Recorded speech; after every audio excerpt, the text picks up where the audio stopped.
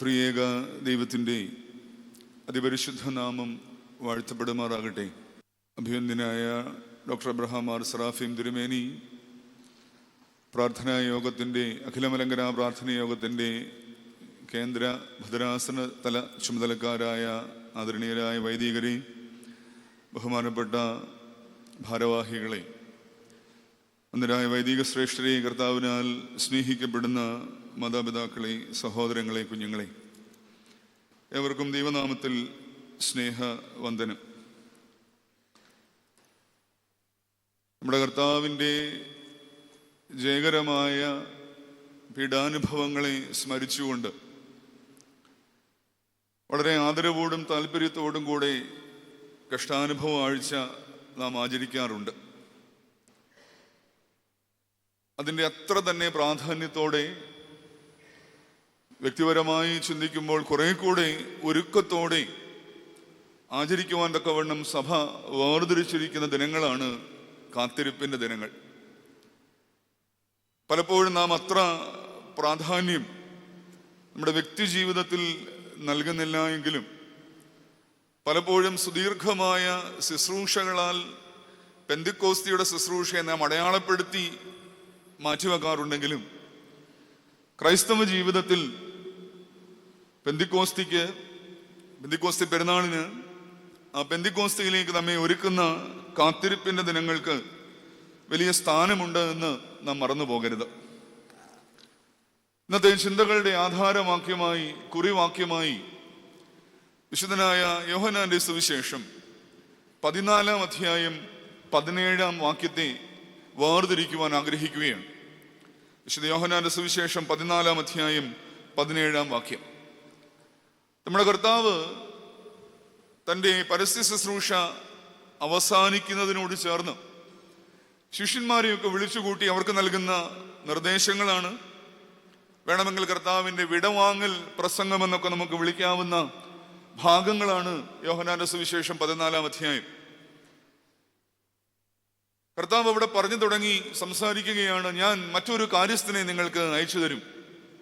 I will send you another overseer. പരിശുദ്ധാത്മാവിനെ നിങ്ങൾക്ക് അയച്ചു തരുമെന്ന വലിയ വാഗ്ദാനം കർത്താവ് ശിഷ്യന്മാർക്ക് നൽകുകയാണ്. അങ്ങനെ നൽകിയിട്ട് സത്യത്തിന്റെ ആത്മാവെന്ന കാര്യസ്ഥനെ നൽകുമെന്ന് പറഞ്ഞിട്ട് കർത്താവ് അവരോട് പറയുകയാണ്, ലോകം അവനെ കാണുകയോ അറിയുകയോ ചെയ്യായികയാൽ അതിന് അവനെ ലഭിപ്പാൻ ഇടയാകില്ല. ലോകത്തിന് പരിശുദ്ധാത്മാവിനെ ലഭിക്കില്ല അത്രേ. എന്നാൽ ചേർത്ത് പറയുകയാണ്, നിങ്ങളോ, ശിഷ്യന്മാരോട് പറയുകയാണ്, ലോകത്തിന് അവനെ ലഭിക്കുകയോ അവനെ അറിയുകയോ ചെയ്യുവാൻ സാധിക്കുകയില്ല. എന്നാൽ നിങ്ങളോ, അവൻ നിങ്ങളോടുകൂടെ വസിക്കുകയും നിങ്ങളിൽ ഇരിക്കുകയും ചെയ്യുന്നത് കൊണ്ട് അവനെ അറിയുന്നു. ലോകം പരിശുദ്ധാത്മാവിനെ തിരിച്ചറിയില്ല, മനസ്സിലാക്കില്ല. എന്നാൽ യു ബീയിങ് ഡിസൈപ്പിൾസ്, നിങ്ങൾ ശിഷ്യന്മാരാകിയാൽ, അതുകൊണ്ട് മാത്രമല്ല അവൻ നിങ്ങളോടുകൂടെ വസിക്കുകയും നിങ്ങളോടൊപ്പം ഇരിക്കുകയും ചെയ്യുന്നത് കൊണ്ട് നിങ്ങൾ അവനെ തിരിച്ചറിയും. രണ്ട് കൂട്ടത്തെ അവതരിപ്പിക്കുകയാണ്. പരിശുദ്ധാത്മാവിനെ തിരിച്ചറിയുകയും പരിശുദ്ധാത്മാവിനെ മനസ്സിലാക്കുകയും പരിശുദ്ധാത്മാവ് അറിയുകയും ചെയ്യുന്ന ഒരു വിഭാഗം, ഇതുമായി വലിയ ബന്ധമൊന്നുമില്ലാത്ത ലോകമെന്ന് അടയാളപ്പെടുത്തുന്ന മറ്റൊരു വിഭാഗം. വാസ്തവത്തിൽ പരിശുദ്ധാത്മാവ് വെളിപ്പെട്ട ദിനം എന്ന് പെന്തിക്കോസ്തിയെ നാം മനസ്സിലാക്കുമ്പോൾ പരിശുദ്ധാത്മാവ് എന്ത് എന്ന പരിചയപ്പെടുത്തലുകൾക്കൊന്നും വലിയ സ്ഥാനമില്ലെന്ന് എനിക്കറിയാം. എങ്കിൽ പോലും നമ്മളെപ്പോഴും പരിശുദ്ധാത്മാവ് എന്ന വാക്ക് പറയുമ്പോൾ കൂടെ ചേർക്കുന്ന വിശേഷണമാണ് ജീവദാതാവായ പരിശുദ്ധാത്മാവ്, അല്ലേ? ലൈഫ് ഗിവിംഗ് സ്പിരിറ്റ് എന്നാണ് നമ്മൾ പറയുക. നമ്മുടെ സുറിയാനി പ്രാർത്ഥനകളിലൊക്കെ ആണെങ്കിലും ആബോ വബ്രോ റൂഹോ ഹായോ കാദീശോ, ജീവനുള്ള, ഓൾവേസ് റിലേറ്റഡ് വിത്ത് ലൈഫ്, ജീവനുമായിട്ട് ബന്ധപ്പെടുത്തിയാണ് എപ്പോഴും പരിശുദ്ധാത്മാവിനെ അടയാളപ്പെടുത്തുന്നത്. വ്യക്തിപരമായൊരു വായനയിൽ, ചിന്തയിൽ നമുക്കറിയാം, സൃഷ്ടിയുടെ ആരംഭത്തിൽ തന്നെ ഒരു അരക്ഷിതാവസ്ഥ പറഞ്ഞുകൊണ്ടാണ് ഉൽപ്പത്തി പുസ്തകം തുടങ്ങുക. ഉൽപ്പത്തി പുസ്തകം 1 അധ്യായം 2 വാക്യത്തിൽ പറയുകയാണ്, ഭൂമി പാഴായും ശൂന്യമായും ഇരിക്കുകയായിരുന്നു. Everything was in chaos. അരക്ഷിതാവസ്ഥയാണ്. ഓർഡറില്ലാത്ത, ക്രമമില്ലാത്ത, ക്രമരഹിതമായ ഒരവസ്ഥയിലാണ് ഭൂമി അല്ലെങ്കിൽ ഈ സൃഷ്ടി, പ്രപഞ്ചം എന്നൊക്കെ പറഞ്ഞാണ് ഇത് ആരംഭിക്കുക. നമുക്കറിയാമല്ലോ, ഈ ജലത്തിന് വലിയ രൂപമൊന്നുമില്ല, അല്ലേ? ജലത്തിന് ആശ്രയിച്ച് രൂപമൊന്നുമില്ല. ഒരു കുടത്തിലാണ് വെള്ളം ഇരിക്കുന്നതെങ്കിൽ നമ്മൾ ആ വെള്ളത്തെ എന്ത് വിളിക്കും? ആ വെള്ളത്തിന് അപ്പോഴുള്ളത് ഒരു കുടത്തിന്റെ രൂപമാണ്. അതുകൊണ്ട് നമ്മൾ ഒരു കുടം വെള്ളമെന്ന് വിളിക്കും. ഒരു ഗ്ലാസ്സിലാണെങ്കിൽ നമ്മൾ അതിനെ വിളിക്കുന്നത് ഒരു ഗ്ലാസ് വെള്ളം എന്നാണ്, അല്ലെ? ഒരു പാത്രത്തിലാണെങ്കിൽ വെള്ളത്തിന് അങ്ങനെ തന്നെ വലിയ ഭാവവും രൂപവും ഒന്നുമില്ല. അത് എന്തിലാണോ ഇരിക്കുന്നത് അതാണ് അതിന്റെ രൂപം. ഞാനത് എന്തിനാണ് പറഞ്ഞത് എന്ന് ചോദിച്ചാൽ, ക്രമരഹിതമായിരുന്ന, യാതൊരു രൂപവും ഭാവവും ഇല്ലായിരുന്ന ഈ പ്രപഞ്ചം തൊട്ടടുത്ത വാക്യത്തിൽ ഉൽപ്പത്തി പുസ്തകം പറയുകയാണ്, ആത്മാവ് വെള്ളത്തിന്മീതെ പരിവർത്തിച്ചു കൊണ്ടിരുന്നു. Spirit was brooding over water, over the waters. അങ്ങനെയാണ് കൃത്യമായിട്ട് പറയുക. ഞാൻ വിശ്വസിക്കുന്നത് അതുവരെ ക്രമരഹിതമായിരുന്ന ഒന്നിന് ക്രമമുണ്ടായത്, ക്രമമുണ്ടാവുന്നത്, അതിനുശേഷം മുഴുവൻ നാം കാണുന്നത് ഒന്നാം ദിവസം, രണ്ടാം ദിവസം, മൂന്നാം ദിവസം എന്ന് പറഞ്ഞ് സൃഷ്ടിയെ ക്രമത്തിലേക്ക് കൊണ്ടുവരികയാണ്.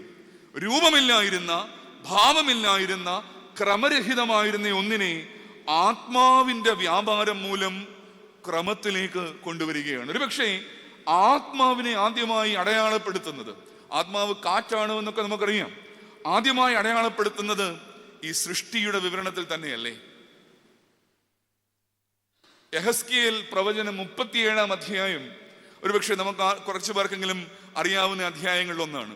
ഉണങ്ങിയ അസ്ഥികളെ കുറിച്ചുള്ള, നിർജീവമായ അവസ്ഥയെ കുറിച്ചുള്ള പ്രവാചകന്റെ പ്രവചനമാണ്, അല്ലെങ്കിൽ ബോധമാണ്.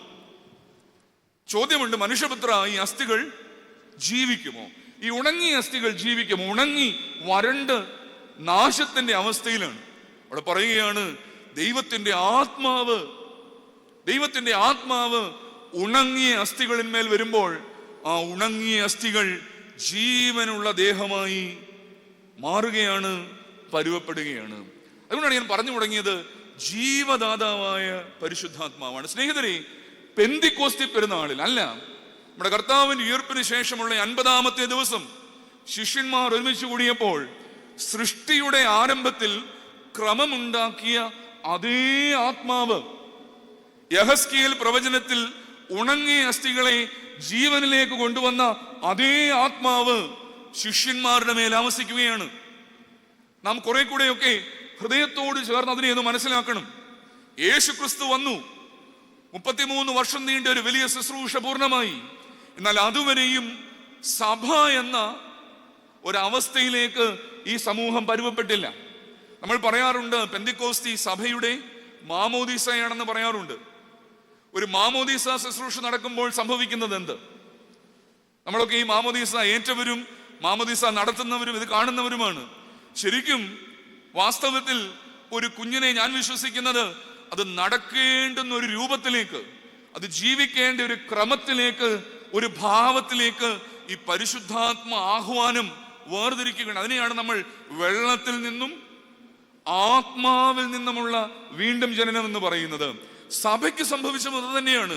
ശിഷ്യന്മാർ കൂടി വരുമ്പോൾ ഇനി അങ്ങോട്ട് തങ്ങൾ ജീവിക്കേണ്ട ഒരു വിധത്തെക്കുറിച്ച്, സഭ എപ്രകാരമാകണമെന്ന ദർശനത്തെക്കുറിച്ച്, ആദർശങ്ങളെക്കുറിച്ച് ആത്മാവ് അവരെ ബോധ്യപ്പെടുത്തുകയാണ്, ബോധിപ്പിക്കുകയാണ്. അതുകൊണ്ടാണ് ഈ പെന്തിക്കോസ്തി ദിവസം, ആ കഥയൊക്കെ നമുക്കറിയാം, അതിലേക്കൊന്നും ഞാൻ കിടക്കുന്നില്ല. കൂടിയിരിക്കുമ്പോൾ കൊടിയ കാറ്റും അല്ലേ, കൊടിയ കാറ്റാണ്, കൊടിയ കാറ്റും പരിശുദ്ധാത്മാവ് അഗ്നിനാവുകൾ എന്ന പോലെ അവരിലേക്ക് ഇറങ്ങുകയും ഒക്കെ ചെയ്യുമ്പോൾ, ഉൽപ്പത്തി പുസ്തകത്തിൽ സൃഷ്ടിയുടെ ആരംഭമാണെങ്കിൽ പെന്തിക്കോസ്തി ദിവസം ഞാൻ വിശ്വസിക്കുന്നു നമ്മുടെ കർത്താവ് തന്നെ അടിവരയിടുന്ന പുതിയ സൃഷ്ടിയുടെ ആരംഭമാണ്. ഉൽപ്പത്തി പുസ്തകത്തിൽ സൃഷ്ടിയുടെ ആരംഭമാണെങ്കിൽ പെന്തിക്കോസ്തി ദിവസം that's A beginning of A new creation. പ്രത്യേകിച്ച് പിന്നീട് പൗലോസ് ശ്ലീഹായൊക്കെ ആവർത്തിച്ച് അടിവരയിടുന്നത് ഈ പുതിയ സൃഷ്ടിയെ കുറിച്ചാണ്. പുതിയ സൃഷ്ടി, ദ ന്യൂ ക്രിയേഷൻ എന്ന് പറയുന്നത്. വീണ്ടും ചിന്തിക്കൂ, ഇസ്രായേലിനെ ഒരു സമൂഹമാക്കി രൂപപ്പെടുത്തുന്നത് സീനായിൽ വെച്ച് ലഭിച്ച, മോശയിലൂടെ ലഭിച്ച കൽപ്പനകളും ദൈവദർശനവുമാണെങ്കിൽ സഭയെ ഒരു സമൂഹമായി രൂപപ്പെടുത്തുന്നത് പെന്തിക്കോസ്ത് ദിവസം ലഭിക്കുന്ന ഈ പരിശുദ്ധാത്മ നിയോഗമാണ് എന്ന് മറന്നു പോകരുത്. അപ്പോൾ പെന്തിക്കോസ്തി എന്നുള്ളത് സഭാ ജീവിതത്തിന്റെ ഒരു മാർഗനിർദ്ദേശമാണ് എന്നുള്ളത് സ്നേഹിതരെ നമ്മൾ മറന്നു പോകരുത്. സഭ എന്ന വാക്കിനെ ഒരു കാരണവശാലും പെന്തിക്കോസ്ത് ദിവസം തുടങ്ങിയ ഒരു പ്രസ്ഥാനമായിട്ട് തെറ്റിദ്ധരിക്കരുത്. സഭയൊരു പ്രസ്ഥാനം എന്ന വിധത്തിലോ സഭയൊരു സ്ഥാപനം എന്ന തലത്തിലോ ഒന്നുമല്ലല്ലോ പെന്തിക്കോസ്ത് ദിവസം വിഭാവനം ചെയ്യുക. ക്രിസ്ത്യാനി എന്ന പേര് പോലും ഇവർക്ക് ലഭിക്കുന്നത് എപ്പോഴാണ്? അന്ന് അത്തരം പേരുകളൊന്നുമില്ല. പെന്തിക്കോസ്തി കർത്താവിന് ഉയർപ്പിന് ശേഷം 50 ദിവസങ്ങൾ കഴിഞ്ഞ് നടന്നെങ്കിൽ ക്രിസ്ത്യാനി എന്ന പേര് ഏറ്റവും ചുരുങ്ങിയത് ഒരു 5-6 വർഷങ്ങൾ കൂടിയെങ്കിലും എടുത്തു കാണും ക്രിസ്ത്യാനികൾക്ക് ലഭിക്കുവാനായി. അത് പൗലോസ്ലീഹായുടെ മാനസാന്തരത്തിനും ശേഷം പൗലോസ്ലീഹ ഗലാത്യ ലേഖനം പറയുന്ന അനുസരിച്ചാണെങ്കിൽ അറേബ്യയിൽ പോയി താമസിച്ച് യെരൂശലേമിൽ ശിഷ്യന്മാരെയൊക്കെ കണ്ട് വീണ്ടും അന്ത്യോക്യയിൽ ചെന്ന് ബർന്നബാസിന്റെ കൂടെ താമസിക്കുന്ന സമയത്താണ് ആദ്യമായി ക്രിസ്ത്യാനി എന്ന പേര് പോലും അവർക്ക് ലഭിക്കുക. നോക്കൂ, ക്രിസ്ത്യാനി എന്ന തലക്കെട്ട് ലഭിക്കുന്നതിന് മുമ്പ് പോലും ആത്മനിറവുള്ള ഒരു സമൂഹമായി അവർ പരുവപ്പെടുകയാണ്. ഞാൻ പറഞ്ഞ കുറിവാക്യത്തെ വീണ്ടും നിങ്ങളുടെ ശ്രദ്ധയിലേക്ക് ഒന്ന് കൊണ്ടുവരണം. ഇവിടെ പറയുന്നത് എങ്ങനെയാണ്? ആത്മാവിനെ നിങ്ങൾക്കറിയാം, കാരണം ആത്മാവ് നിങ്ങളോടുകൂടെ ഇരിക്കുകയും നിങ്ങളോടൊപ്പം വസിക്കുകയും ചെയ്യുന്നു. The Spirit dwells in you, the Spirit is with you, and so you know the Holy Spirit. അതാണ് അതിൻ്റെ ഭംഗിയും, അതാണ് അതിൻ്റെ അർത്ഥമെന്ന് സ്നേഹിതരെ പറയുക. ഈ ഒരു അടിത്തറയിൽ നിന്നുകൊണ്ട് ആദിമസഭ, ഈ ആത്മനിറവുള്ള സഭ, പരിശുദ്ധാത്മാവിനെ അറിഞ്ഞ സഭ എന്ന് പറയുമ്പോൾ നമ്മൾ അതിൻ്റെ പിൻഗാമികളാണ്, നമ്മൾ അതിൻ്റെ നേരവകാശികളാണ്. 2000 വർഷത്തിന് ഇപ്പുറം നാമും ഈ ആത്മാവിനെ പുതുക്കുന്നത് കാത്തിരിക്കുമ്പോൾ, ആത്മാവിനെ പുതുക്കുന്ന പെന്തിക്കോസ്തിയിലേക്ക് അടുത്തു വരുമ്പോൾ നമ്മളും ചിന്തിക്കേണ്ടത് ഇതാണ്: അന്ന് ആത്മാവിനെ അറിഞ്ഞ ആ സഭാ സമൂഹത്തേതുപോലെ നമുക്ക് ഈ ആത്മാവിനെ തിരിച്ചറിയുവാൻ കഴിയുന്നുണ്ടോ? ആത്മനിറവുള്ള അനുഭവം ശരിക്കും അതൊരു ഫീലിംഗ് ആണ്, അതൊരു ബോധ്യമാണ്. ഓരോ മനുഷ്യന്റെയും ഉള്ളിൽ എൻ്റെ ദൈനംദിന ജീവിതത്തിൽ ആത്മാവിനോട് ചേർന്ന് ജീവിക്കുവാൻ എനിക്ക് സാധിക്കുന്നുണ്ടോ എന്നുള്ള ചോദ്യമാണ്. അക്കമിട്ട് വിസ്താര ഭയം കൊണ്ട് ഞാൻ വളരെ വേഗം, സമയത്തിന്റെ അല്പം പരിമിതിയുണ്ട്, വളരെ വേഗം അക്കമിട്ട് ഈ ആദിമസഭ ആത്മനിറവിൽ എപ്രകാരമാണ് തങ്ങളുടെ ജീവിതത്തെ ക്രമീകരിച്ചത് എന്നൊന്ന് പരിശോധിച്ച് ആത്മനിറവിന്റെ ലക്ഷണങ്ങൾ നമ്മുടെ ജീവിതത്തോട് ചേർക്കുവാൻ നമുക്ക് സാധിക്കുന്നോ എന്നൊന്ന് പരിശോധിച്ച് എൻ്റെ വാക്കുകളെ അവസാനിപ്പിച്ചു കൊള്ളാം. ഒന്നാമത് ഞാൻ കുറിച്ച ഈ ആദിമസഭയുടെ ആത്മനിറവിന്റെ അടയാളം അത് അപ്പോസ്തല പ്രവൃത്തികളിൽ പൂർണ്ണമായി നിന്നുകൊണ്ട്, അല്ലെങ്കിൽ പൗലോസിന്റെ ലേഖനങ്ങളോട് ചേർന്ന് നിന്നുകൊണ്ട് ഇതിനെ ഒന്ന് വായിക്കുവാനാണ് ഞാൻ ആഗ്രഹിക്കുന്നത്. ഒന്നാമത് അവരുടെ ആത്മനിറവിന്റെ അടയാളം അത് ദൗത്യ കേന്ദ്രീകൃതമായ ഒരു സമൂഹമായിരുന്നു എന്നുള്ളതാണ്. ഒരു ദൗത്യ കേന്ദ്രീകൃതമായ ഒരു സമൂഹമായിരുന്നു. നിങ്ങൾക്കറിയാമല്ലോ, ഈ കർത്താവ് പരിശുദ്ധാത്മാവിനെ കുറിച്ച്, പരിശുദ്ധാത്മാവിനെ നിങ്ങൾക്ക് ലഭിക്കും എന്ന് പറഞ്ഞിട്ട് 14-ാം അധ്യായത്തിൽ 26-ാം വാക്യത്തിൽ തന്നെ കർത്താവ് പറയുന്ന മറ്റൊരു ദർശനമുണ്ട്. വീട്ടിൽ പോയിട്ട് സാവധാനമൊക്കെ ഒന്ന് വായിച്ചു നോക്കി ധ്യാനിക്കുവാൻ ഈ ദിവസങ്ങളിൽ പറ്റിയ അധ്യായമാണ് യോഹന്നാന്റെ സുവിശേഷം 14-ാം അധ്യായം. ഇവിടെ പറയുകയാണ് കർത്താവ് 26-ാം വാക്യത്തിൽ, പിതാവ് എൻ്റെ നാമത്തിൽ അയപ്പാനുള്ള പരിശുദ്ധാത്മാവെന്ന കാര്യസ്ഥൻ നിങ്ങൾക്ക് സകലതും ഉപദേശിച്ചു തരികയും ഞാൻ നിങ്ങളോട് പറഞ്ഞതൊക്കെയും നിങ്ങളെ ഓർമ്മപ്പെടുത്തുകയും ചെയ്യും. യഥാർത്ഥത്തിൽ പരിശുദ്ധാത്മാവ് ശ്ലീഹന്മാരിൽ വന്നപ്പോൾ, അല്ലെങ്കിൽ ശ്ലീഹന്മാരിലൂടെയുള്ള അവരുടെ ആ അനുഭവത്തിലേക്ക് വരുമ്പോൾ, പരിശുദ്ധാത്മാവ് നൽകുന്ന ചിന്തകളുണ്ട്, എന്നാൽ അതോടൊപ്പം കർത്താവ് പറഞ്ഞതിനെയൊക്കെ ഓർമ്മപ്പെടുത്തുന്ന, ഓർമ്മ നൽകുന്ന ഒരു പരിശുദ്ധാത്മ അനുഭവമാണ്. അതുകൊണ്ട് ഈ ആദിമസഭ രൂപപ്പെട്ടപ്പോൾ അവരുടെ മനസ്സിൽ പരിശുദ്ധാത്മ നിറവിലേക്ക് വന്നപ്പോൾ കർത്താവ് പറഞ്ഞ വാക്കുകളെ അപ്പോസ്തലന്മാരിലൂടെ, സുവിശേഷകന്മാരിലൂടെ തങ്ങൾക്ക് ലഭിച്ച ഓരോ അനുഭവങ്ങളെയും അവരിങ്ങനെ പ്രചോദിച്ചുകൊണ്ടിരുന്നു എന്ന് വേണം നാം മനസ്സിലാക്കുവാൻ. ഒന്നാമത്തെ കുറിപ്പ് ഞാൻ പറഞ്ഞത്, അവർ ദൗത്യ കേന്ദ്രീകൃതമായ ഒരു സമൂഹമായി രൂപപ്പെട്ടുവെന്നാണ്. നമുക്കറിയാമല്ലോ, കർത്താവ് ജീവിച്ചിരുന്നപ്പോൾ ഉടനീളം കർത്താവിനൊരു ലക്ഷ്യമുണ്ടായിരുന്നു. എന്തായിരുന്നു ലക്ഷ്യം? കർത്താവിന്റെ പ്രസംഗം എന്തായിരുന്നു? നമ്മൾ ആവർത്തിച്ച് പറയുന്നതാണ്, സ്വർഗരാജ്യം സമീപിച്ചിരിക്കുന്നു, അതുകൊണ്ട് എന്ത് ചെയ്യണം? മാനസാന്തരപ്പെടണം. യഥാർത്ഥത്തിൽ സ്വർഗരാജ്യത്തിലേക്ക് ജനത്തെ ഒരുക്കുക എന്നുള്ളതായിരുന്നു കർത്താവിന്റെ ലക്ഷ്യം. സ്വർഗരാജ്യത്തിലേക്ക് ജനത്തെ ഒരുക്കണം. അതിനുവേണ്ടി എന്ത് ചെയ്യണം? മാനസാന്തരപ്പെടണം. കർത്താവിന്റെ പ്രസംഗം ഉടനീളം ഈ മാനസാന്തരത്തിന്റെ പ്രസംഗമായിരുന്നു.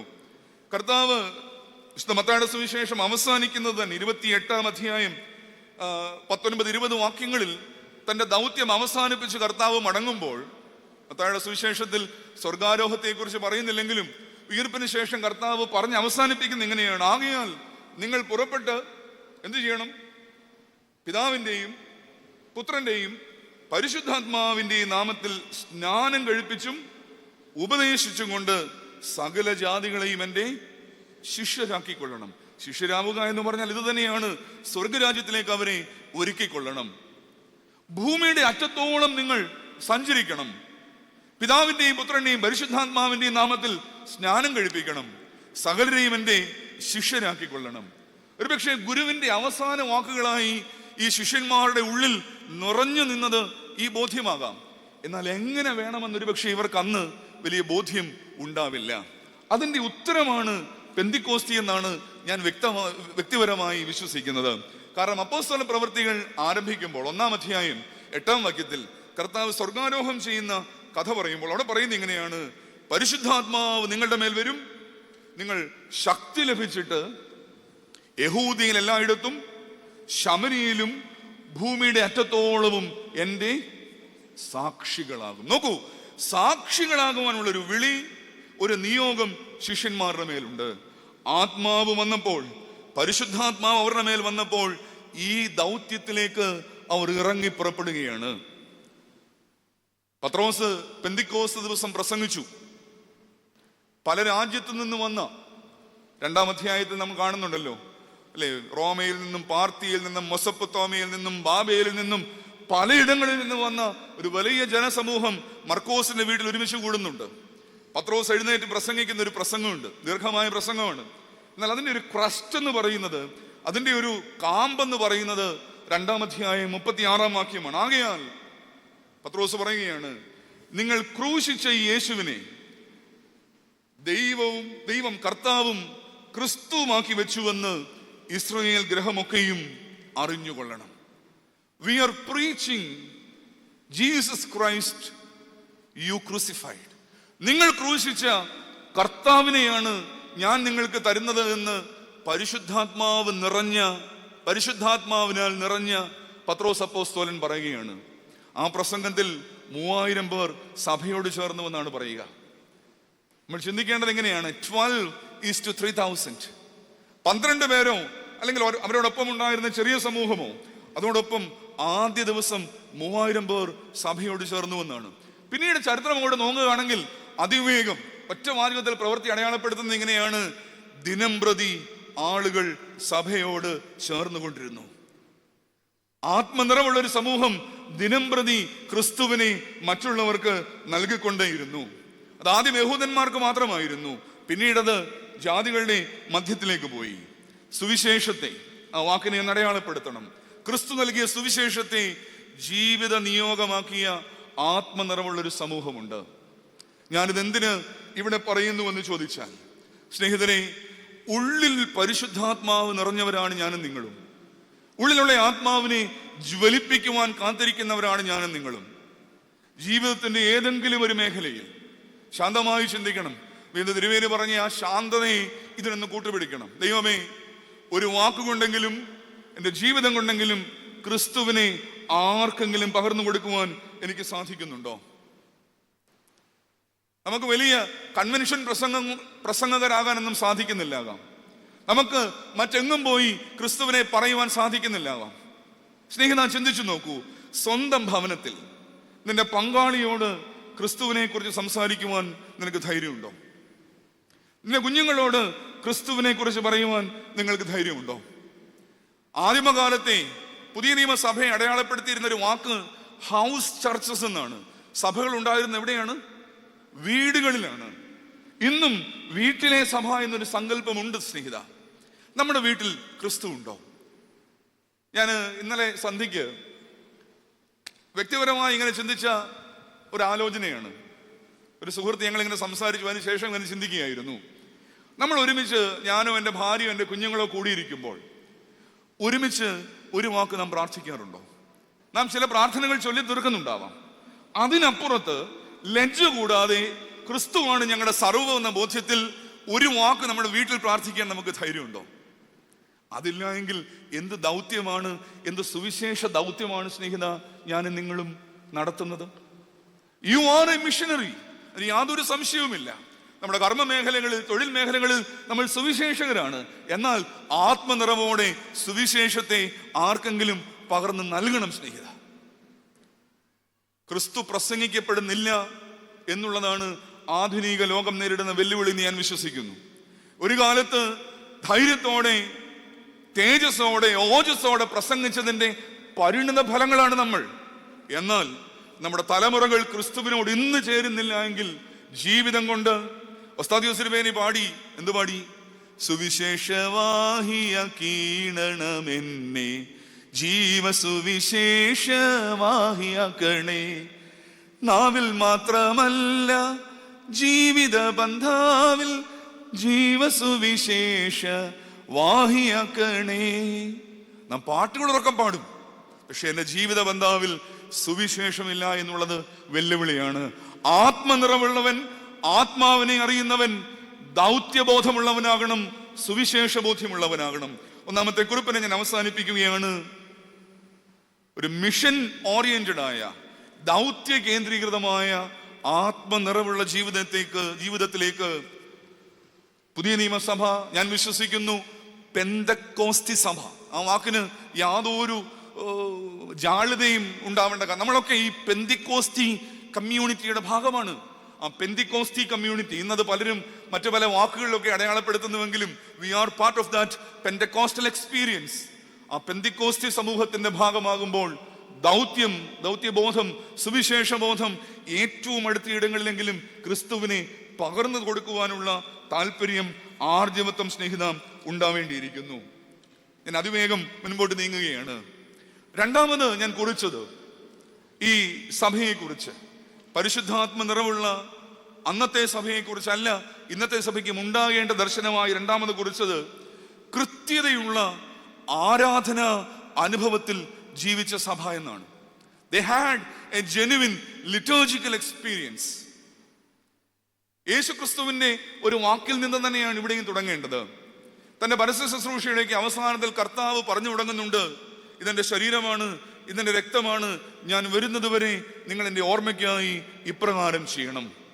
യേശുക്രിസ്തു ശിഷ്യന്മാരെ ഭരമേൽപ്പിച്ച ഒരു ദൗത്യമാണ് ഈ യൂക്കറിസ്റ്റിക് എക്സ്പീരിയൻസ് എന്ന് പറയുന്ന, നമ്മൾ ഇന്ന് വിശുദ്ധ കുർബാന എന്ന് അടയാളപ്പെടുത്തുന്ന ആ വലിയ ബലിസ്മരണ.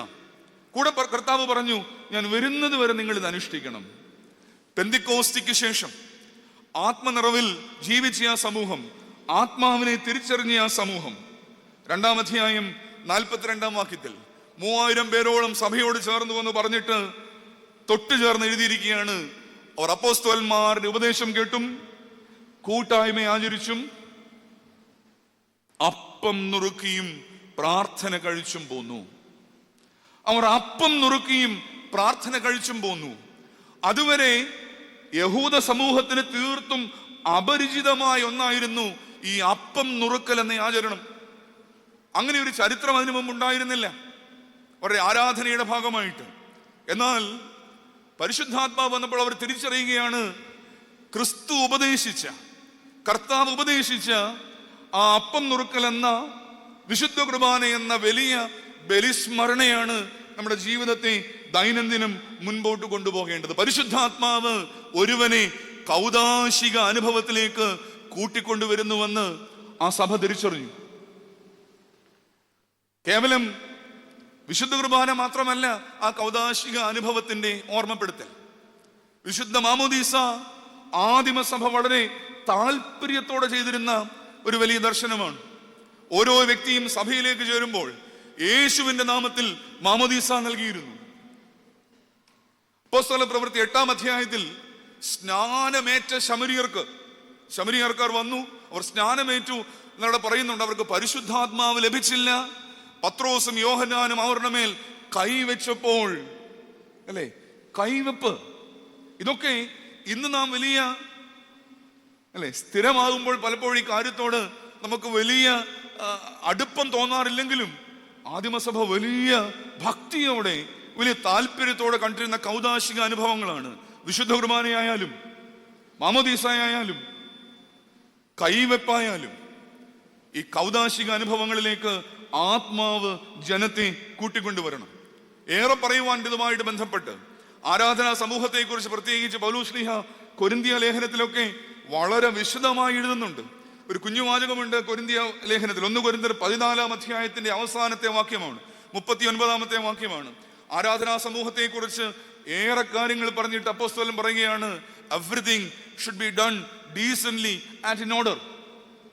ഇന്ന് നമ്മുടെ ആരാധനയെ അടയാളപ്പെടുത്തുന്ന ഏറ്റവും മനോഹരമായ ദർശനം അതിന്റെ ക്രമമാണ്, ക്രമീകരണമാണ്. പട്ടക്കാരൻ പ്രാർത്ഥന നേതൃത്വം നൽകുകയും ജനമെല്ലാം ഒരുമിച്ച് ആമീൻ പറയുകയും ചെയ്യുമ്പോൾ നമുക്ക് തോന്നാറുണ്ട് ചിലപ്പോഴെങ്കിലും ഇതിങ്ങനെ എന്നും തുടരുന്ന വളരെ വിരക്തിയുള്ള ഒരു ക്രമീകരണമല്ലേ? പൗലോസ് ശ്ലീഹ പറയുകയാണ്, സകലതും ക്രമമായും ഉചിതമായും നടക്കണം. ഞാൻ പറയുവാൻ ശ്രമിക്കുന്നത് ആരാധനാ ജീവിതത്തിലേക്ക്, കൗദാശിക ജീവിതത്തിലേക്ക് ആത്മാവ് ജനത്തെ ആനയിക്കുന്ന കാഴ്ചയാണ്. ഇതിനു മുമ്പ് അവർക്ക് ഇല്ലാതിരുന്ന ഒരു ആഭിമുഖ്യം ആരാധനാ അനുഭവങ്ങളോട് ഈ ജനത്തിന് ഒരുമിച്ച് കൂട്ടി. നമുക്കറിയാം, അതിന് മുമ്പത്തെ കർത്താവൊക്കെ ഇങ്ങനെ വിമർശിക്കുന്ന ബാഹ്യ പ്രകടനങ്ങളായ ആരാധനാ അനുഭവങ്ങൾ ഉണ്ടായിരുന്നു. പ്രാർത്ഥിക്കുകയും തെരുക്കോണുകളിൽ നിന്ന് നമസ്കരിക്കുകയും ഒക്കെ ചെയ്യുന്ന വളരെ യാന്ത്രികമായ ബാഹ്യമായ ഒരു ആരാധനാ അനുഭവത്തിന് പകരം ജീവനുള്ള ചലനാത്മകമായ ഒരു ആരാധനാ സമൂഹമായി ഈ ജനം പരുവപ്പെട്ടു. ചോദ്യം ഇത്രയേ ഉള്ളൂ സ്നേഹിത, ഇന്ന് ആത്മാവിനെ കാത്തിരിക്കുന്ന നമുക്ക് സത്യമായും കൗദാശികമായ ഒരു താല്പര്യം നമ്മുടെ ജീവിത വഴികളിൽ ഉണ്ടാകുന്നുണ്ടോ? വല്ലാത്ത ഒരു വിരക്തി ഈ കൗദാശിക അനുഭവങ്ങളിൽ നമുക്കുണ്ടാകുന്നില്ലേ? പള്ളിയിൽ പോകേണ്ട കാര്യമുണ്ടോ എന്ന് നമ്മൾ ചോദിച്ചു തുടങ്ങിയിട്ടില്ലേ? പുറമേ കാണുന്ന പലതുമാണ് സത്യമെന്ന തെറ്റിദ്ധാരണയിൽ പലതിനെയും നാം തേടി പുറപ്പെട്ടു തുടങ്ങിയിട്ടില്ലേ? ഇവിടെയാണ് ആത്മാവിന്റെ ജ്വലനം സ്നേഹിത നമ്മുടെ ഉള്ളിൽ ഉണ്ടാവേണ്ടത് എന്ന് മറന്നു പോകരുത്. 1 കൊരിന്ത്യർ 3 അധ്യായം 16 വാക്യത്തിൽ സഭയോടാണ് പൗലോസ് അപ്പോസ്തലൻ പറയുന്നത്, നിങ്ങൾ ദൈവത്തിന്റെ മന്ദിരമാണ്. സഭയെ നോക്കിയാണ് പറയുന്നത്. You are the temple of God. നിങ്ങൾ ദൈവത്തിന്റെ മന്ദിരമാണ്. ചേർത്തെന്താ പറയുന്നത്? ദൈവത്തിന്റെ ആത്മാവ് നിങ്ങളിൽ വസിക്കുന്നുവെന്ന് നിങ്ങൾ അറിയുന്നില്ലേ? പിന്നെയും പറയുകയാണ്, ദൈവത്തിന്റെ ആത്മാവിനെ നശിപ്പിക്കുന്നവനെ ദൈവം നശിപ്പിക്കും. സ്നേഹിത, ദൈവാത്മാവാണ് ഉള്ളിൽ കുടികൊള്ളുന്നത്. ആ ആത്മാവിനെ ജ്വലിപ്പിക്കുവാൻ തക്കവണ്ണം ആരാധനാ അനുഭവവും കൗദാശിക ജീവിതവും നമ്മെ കൂടുതൽ സഹായിക്കുമെന്ന് ആദിമസഭയുടെ ജീവിതം നമുക്ക് ഉദാഹരണമായി മുൻപിൽ നിൽക്കുന്നു. 2ാമത്തെ കുറിപ്പിനെയും വിസ്താരഭയത്തിൽ അവസാനിപ്പിക്കുകയാണ്. യുക്തി കൊണ്ട് ദൈവാനുഭവങ്ങളെ വ്യാഖ്യാനിക്കുവാൻ ശ്രമിക്കാതെ ആത്മാവിന്റെ ജ്വലനത്താൽ ഭക്തി കൊണ്ട് ദൈവത്തോട് കൂടുതൽ അടുത്തു വരുവാൻ തക്കവണ്ണം ഈ പെന്തിക്കോസ്തിയുടെ കാത്തിരിപ്പ്, ഈ പരിശുദ്ധാത്മ സ്വീകരണം, പരിശുദ്ധാത്മ പുതുക്കൽ നമ്മെ സഹായിക്കണം. മൂന്നാമത്തെ ഒരു ദർശനം ഈ സമൂഹത്തിൽ നിന്ന് നമുക്ക് മനസ്സിലാക്കുവാൻ സാധിക്കുന്നത് ഒരു പോസ്റ്റ് പെന്തിക്കോസ്റ്റൽ എക്സ്പീരിയൻസിൽ, പെന്തിക്കോസ്തി പെരുന്നാളിൽ പെന്തിക്കോസ്തിയിൽ പങ്കെടുത്ത് ആത്മാവിനെ അറിഞ്ഞ സമൂഹം പ്രദർശിപ്പിക്കുന്ന മൂന്നാമത്തെ ഒരു ദർശനം ഞാൻ കുറിച്ചിരിക്കുന്നത്, അവർ പരസ്പരാശ്രിതത്വമുള്ളവരായിരുന്നു. They were socially interdependent. ധനികരുണ്ടായിരുന്നു, വലിയ ഭവനങ്ങളുള്ളവരുണ്ടായിരുന്നു, എന്നാൽ അതിലുമേറെ സാധാരണക്കാരായ മനുഷ്യരുണ്ടായിരുന്നു. നമുക്കറിയാമല്ലോ, നമ്മുടെ കർത്താവ് 70 അറിയിപ്പുകാരെ അയക്കുമ്പോൾ, അപ്പോസ്തലന്മാരെ അയക്കുന്ന കഥയൊക്കെ നമുക്കറിയാം. 70 അറിയിപ്പുകാരെ അയക്കുന്ന സമയത്ത് കർത്താവ് അവരോട് പറയുന്ന ശ്രദ്ധേയമായ ആഹ്വാനങ്ങളിൽ ഒന്ന്, നിങ്ങൾ പോകുമ്പോൾ എങ്ങനെ പോകണം? Go in A pair. നിങ്ങൾ ഒറ്റയ്ക്കല്ല പോകേണ്ടത്, നിങ്ങൾ ഈരണ്ടായിട്ട് വേണം പോകാനായിട്ട്. നിങ്ങൾ 2 പേർ ചേർന്നാണ് പോകേണ്ടത്. വീണ്ടും അതേ ഭാഗത്ത് പറയുകയാണ്, നിങ്ങൾ ഏതെങ്കിലും ഒരു സ്ഥലത്ത് ചെല്ലുമ്പോൾ എന്ത് ചെയ്യണം? സമാധാനപുത്രനുള്ള ഭവനമേതെന്ന് അന്വേഷിക്കണം. സമാധാനപുത്രനുള്ള ഭവനമുണ്ടെങ്കിൽ നിങ്ങൾ അവിടെ താമസിച്ചുകൊള്ളൂ. ആ ഭവനവുമായിട്ട് ബന്ധപ്പെട്ട് വേണം നിങ്ങളുടെ ജീവിതത്തെ ക്രമീകരിക്കുവാൻ. ഒറ്റയ്ക്ക് പോകാൻ ഭയമായതുകൊണ്ടല്ല, അല്ലെങ്കിൽ പോയി മറ്റ് ഒരു സത്രം തിരഞ്ഞെടുത്ത് ജീവിക്കുവാൻ സാധ്യതയില്ലാത്തത് കൊണ്ടുമല്ല. യഥാർത്ഥത്തിൽ ഈ ക്രിസ്തീയ ചിന്ത മുൻപോട്ട് വെക്കുന്ന വലിയ ദർശനങ്ങളിലൊന്ന് ഇത് തന്നെയാണ്. നിനക്ക് സ്വയമായി അല്ല നീ ഇതൊന്നും ചെയ്യേണ്ടത്. ഒരു ആശ്രിതത്വം, ഒരു പങ്കാളിത്തം, ഒരു കൂട്ടുത്തരവാദിത്വം ഇതിന്റെ ഭാഗമായിട്ടുണ്ട് എന്ന് അവിടെ തൊട്ട് തന്നെ ഒരു അടയാളം നാം കാണുന്നുണ്ട്. പരിശുദ്ധാത്മ നിറവിൽ സമൂഹം കൂടി വന്നപ്പോഴും ശരിക്കും അവരുടെ മുഖമുദ്ര സ്നേഹത്തിലുള്ള ഒരു പാരസ്പര്യമായിരുന്നു. അതുകൊണ്ടാണ് നമ്മൾ അല്പം മുമ്പ് പറഞ്ഞ വാചകത്തിലൊരു വാക്ക്, അവർ അപ്പോസ്തലന്മാരുടെ ഉപദേശം കേട്ടും കൂട്ടായ്മ ആചരിച്ചു. എന്താണ് ഈ കൂട്ടായ്മ? ഫെലോഷിപ്പ് എന്നൊക്കെ നമ്മൾ പറഞ്ഞു വെക്കാറുണ്ട്. എന്താണ് കൂട്ടായ്മ? കൊയിനോണിയ എന്നൊരു പദമാണ്. നമ്മൾ ഏതോ ഒരു നിമിഷം പറഞ്ഞു തുടങ്ങി ഞങ്ങൾ കൂട്ടായ്മയ്ക്ക് പോവാണ്. എന്താണ് ഈ കൂട്ടായ്മയ്ക്ക് പോകുന്നത്? പോയി പ്രാർത്ഥിച്ച് പിരിയുന്നതല്ല സ്നേഹിത കൂട്ടായ്മ. കാരണം അത് കൂട്ടായ്മയായിരുന്നെങ്കിൽ തൊട്ടു താഴെ വീണ്ടും പറയില്ല അവർ പ്രാർത്ഥന കഴിച്ചു പോകുന്നു എന്ന് പറയില്ല. കൂട്ടായ്മ എന്ന്, കൊയിനോണിയ എന്ന് ആദിമസഭ കണ്ട ദർശനം പ്രാർത്ഥനയ്ക്ക് കൂടി വന്നു എന്നുള്ളത് മാത്രമല്ല, അവരുടെ സാധാരണ ജീവിത അനുഭവങ്ങളിൽ പരസ്പരം സജീവമായി പങ്കാളികളായി എന്നുള്ളത് തന്നെയാണ്. അവരുടെ ഇടയിൽ അപരിചിതരുണ്ടായിരുന്നില്ല, അവരുടെ ഇടയിൽ അപരിചിത്വം ഉണ്ടായിരുന്നില്ല. അതുകൊണ്ടാണ് അവരെല്ലാവരും സകലതും പൊതുവക എന്നെണ്ണി എന്ന് 4-ാം അധ്യായത്തിൽ നമ്മൾ കാണുന്നുണ്ട്. There were nothing strange to that community. Galatia ലേഖനം 6-ാം അധ്യായത്തിൽ പൗലോസ് ശ്ലീഹ 2-ാം വാക്യത്തിൽ പറയുന്നുണ്ട്, പരസ്പരം ഭാരങ്ങളെ ചുമക്കണം. യഥാർത്ഥത്തിൽ ഈ പരസ്പര ആശ്രിതത്വം എന്ന വാക്കിന്റെ അർത്ഥം ആദിമസഭ മനസ്സിലാക്കി ഇങ്ങനെയാണ്: ഒരു പുതിയ വിശ്വാസത്തിലേക്ക് ഞങ്ങൾ അടുത്തു വന്നു. ഇത് സംഘർഷങ്ങളുടെ വലിയ ഭൂമികയാണ്, വലിയ സഹനങ്ങളും പീഡകളും ഞങ്ങൾക്കുണ്ട്. എന്നാൽ ഞങ്ങൾക്കൊരു വലിയ ബോധ്യമുണ്ട്, ഞങ്ങൾ എല്ലാവരും ക്രിസ്തുവിൽ ഒന്നാണ്. ഞങ്ങൾ ഏക മനസ്സോടെയാണ് ഇതിനെ നേരിടുന്നത്. വിശ്വസിച്ചവരെല്ലാവരും ഒരുമിച്ചിരുന്ന് സകലതും പൊതുവകയെന്നെണ്ണി ജന്മഭൂമികളും വസ്തുവകകളും വിറ്റ് അവനവൻ ആവശ്യമുള്ളതുപോലെ എല്ലാവർക്കും പങ്കിടുകയും ഒരുമനപ്പെട്ട് അപ്പം നുറുക്കിയും പ്രാർത്ഥന കഴിച്ചും പോന്നു. ഇതായിരുന്നു അവരുടെ ബോധ്യം. ശരിക്കും നോക്കൂ, ഒരു സാമ്പത്തികമായ ഒരു പരസ്പരാശ്രിതത്വം പോലും അവരുടെ ഇടയിൽ ഉണ്ടായിരുന്നു. അപ്പോസ്തല പ്രവൃത്തി 6-ാം അധ്യായത്തിൽ നമ്മൾ കാണുന്നുണ്ട് വിധവമാരുടെ ശുശ്രൂഷ, അല്ലേ? നോക്കുന്നില്ല എന്നൊക്കെ പരാതി ഉണ്ടായപ്പോൾ ഒരുമിച്ച് ചേർന്ന് 7 പേരെ ആ ശുശ്രൂഷയ്ക്കായിട്ട് തിരഞ്ഞെടുക്കുകയാണ്. അവരാണ് പിന്നീട് ശമാശന്മാരെന്നൊക്കെ നമ്മൾ അറിയപ്പെടുന്ന സ്തേഫാനോസ് മുതലായ 7 പേർ. നോക്കൂ, ദുർബലരായ മനുഷ്യർ തങ്ങളുടെ ഇടയിൽ ഉണ്ടാവുമ്പോൾ ദുർബലരെ സംരക്ഷിക്കുവാൻ തക്കവണ്ണം ആത്മനിറവുള്ളവർ തയ്യാറാകുന്ന ഒരനുഭവം. പരസ്പരാശ്രിതത്വം എന്നൊരു വികാരം നമ്മുടെ ഇടയിൽ വർദ്ധിക്കേണ്ടതല്ലേ എന്ന് നമ്മൾ ചിന്തിക്കണം. കുറെ കൂടെയൊക്കെ ഒന്ന് കമ്പാഷനേറ്റ് ആവണ്ടേ, കുറെ കൂടെയൊക്കെ ഒന്ന് ഹൃദയം സോഫ്റ്റ് ആക്കണ്ടേ. വല്ലാതെ നമ്മുടെ ഇന്നത്തെ ഭാഷയിൽ പറഞ്ഞാൽ മസിൽ പിടിച്ച് ഒന്നിനോടും ഒരു വികാര വായ്പ തോന്നാതെ നമ്മൾ ജീവിക്കുമ്പോൾ, വല്ലാത്ത കഠിന ഹൃദയരായി നമ്മൾ ജീവിക്കുമ്പോൾ ആദിമസഭയ്ക്കുണ്ടായിരുന്ന ഈ പരസ്പര ആശ്രിതത്വം എന്ന ദർശനം നമ്മുടെ ഇടയിൽ നിന്ന് നഷ്ടമാകുന്നില്ലേ എന്ന് ചിന്തിക്കണം. വൈകാരിക പ്രതിസന്ധി അനുഭവിക്കുന്ന ഏറെ ആളുകൾ നമ്മുടെ ഇടയിലുണ്ട് സ്നേഹിതരെ. പ്രത്യേകിച്ച് നമ്മുടെ ഭവനങ്ങളുടെ ഉള്ളിലൊക്കെ വല്ലാതെ ഒറ്റപ്പെട്ട ജീവിതങ്ങളുണ്ട്. ചിലതിനെയൊക്കെ ഒന്ന് ചേർത്ത് പിടിക്കുമ്പോൾ നമ്മൾ അവർക്ക് നൽകുന്ന ഒരു ഇമോഷണൽ സപ്പോർട്ടുണ്ട്. അത് പണം കൊണ്ട് ലഭിക്കുന്ന ഒന്നല്ല, അത് മനസ്സുകൊണ്ട് ലഭിക്കുന്ന ഒരു പിന്തുണയാണ്. അത് ചൊരിഞ്ഞു കൊടുക്കണം, കാരണം അതൊരു ക്രിസ്ത്യാനിയുടെ കർത്തവ്യമാണ്. ചില നിമിഷങ്ങളിലെങ്കിലും ഞാൻ ഈ നാളുകളിലൊക്കെ സംസാരിക്കുന്നത് സ്വന്തം ഇടങ്ങളെക്കുറിച്ച് കൂടുതൽ സംസാരിക്കുവാനാണ് ആഗ്രഹിക്കുന്നത്. നമ്മുടെ സ്വന്തം വീട്ടിൽ പോലും നമ്മുടെ ഒരു സഹോദരന് ഒരു സാമ്പത്തിക പ്രതിസന്ധി ഉണ്ടായാൽ അവനെ സഹായിക്കാത്ത ക്രിസ്തീയത, അവന് സഹായം നൽകാത്ത തരത്തിലുള്ള ആത്മനിറവ്, അത് ആത്മനിറവല്ല എന്ന് സ്നേഹിത തിരിച്ചറിയണം. ഒരു ആത്മീയ പരസ്പരാശ്രിതത്വമുണ്ട്. ഒരു പ്രാർത്ഥന ആവശ്യപ്പെടുന്നവനെ പ്രാർത്ഥനയിലൂടെ സമാശ്വസിപ്പിക്കുക എന്നുള്ളത്, ഇതൊക്കെ ഈ ആത്മനിറവിലൂടെ നാം നേടിയെടുക്കേണ്ട ഘടകങ്ങളാണ്, അനുഭവങ്ങളാണ് എന്ന് മറന്നു പോകരുത്. ഇതൊക്കെ ആദിമസഭയ്ക്ക് വളരെ സജീവ അനുഭവങ്ങളായി അവർ വിചാരിച്ചിരുന്നു, മനസ്സിലാക്കിയിരുന്നു എന്ന് നാം മറന്നു പോകരുത്. നമ്മുടെ ദേവാലയങ്ങളെയും കൂടെ ചേർത്ത് ചിന്തിക്കണം. ഒരു കാലത്ത് നമ്മുടെ ദേവാലയങ്ങളൊക്കെ എപ്പോഴും തുറന്നു കിടന്നിരുന്നു. അതിന്റെ അർത്ഥം വളരെ ലളിതമായിരുന്നു. ആർക്കും ഏതു സമയത്തും ദേവാലയങ്ങളിലേക്ക് കടന്നു വരാമെന്നുള്ളതാണ്. നമ്മുടെ ഭവനങ്ങൾ പോലെ ഇന്ന് ദേവാലയങ്ങളും പൂട്ടപ്പെട്ടു പോയി സ്നേഹിത. തുറന്നിടുവാൻ തക്കവണ്ണം, വാതിലുകളെ തുറന്നിടുവാൻ തക്കവണ്ണം ആത്മാവ് നമ്മെ പ്രചോദിപ്പിക്കണം. ആശ്വാസമാകുവാൻ, അത്താണിയാകുവാൻ, കരുത്താകുവാൻ, കരുതലാകുവാൻ ഈ പെന്തിക്കോസ്തിയിലൂടെ നാം പുതുക്കുന്ന പരിശുദ്ധാത്മാവ് നമ്മെ പ്രചോദിപ്പിക്കേണ്ടിയിരിക്കുന്നു. വളരെ വേഗം 4-ാമത്തെ കുറിപ്പിലേക്ക് നീങ്ങി എൻ്റെ വാക്കുകൾ അവസാനിപ്പിക്കുകയാണ്.